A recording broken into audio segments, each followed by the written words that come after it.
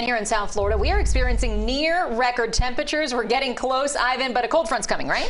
Cold front is coming, absolutely right. And you always know it's good news when we start the weather segment with weather not in South Florida, right? Things are quiet here, and this front coming in is not going to do much for us except cool us off and give us a fantastic weekend. 80 is current temperature right now. We hit 84 again today. Another day with, we've been 2 and 3 degrees shy of the record high temperatures, and that's what we have going. This frontal boundary has meant business, though. We've been tracking it all week. It's been causing severe weather right now across northern Florida, but notice beginning to kind of fall apart. By the time it gets to us, it is going to basically not be recognizable at all. We're just going to have a couple of showers with it. Interestingly enough, though, ahead of the system with the southerly flow, some showers have developed across the Everglades here. These continue moving to the north and east. They'll move along 75 and then eventually try to get close to places like Coral Springs, but I think these will stay mainly west of Okeechobee here, so we'll be doing okay across the Sawgrass there as temperatures climb or drop back down into the 70s in just about an hour or so, still sitting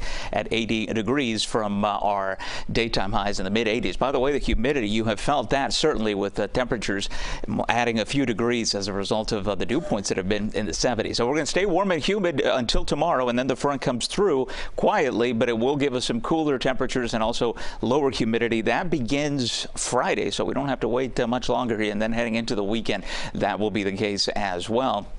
Before we get another frontal boundary coming in through the early part of next week. This next one is also weak. It's also not going to produce much in the way of certainly anything cold coming down across South Florida that would be making headlines here. Just a few showers out ahead of it. Once again, we'll put this in motion, be able to see in the next 3 days. There is the front, very diffuse. Now you can barely notice it on our computer model forecast here as it slides further south and east, but it's going to do its job. It's going to bring us a cooler and drier temperatures. See that flow now out of the north on Friday, and then the cooler temperatures will be with us Friday night, and as we wake up into Saturday morning, that's when we'll have the coolest temperatures. I'll show you that in the 7-day forecast.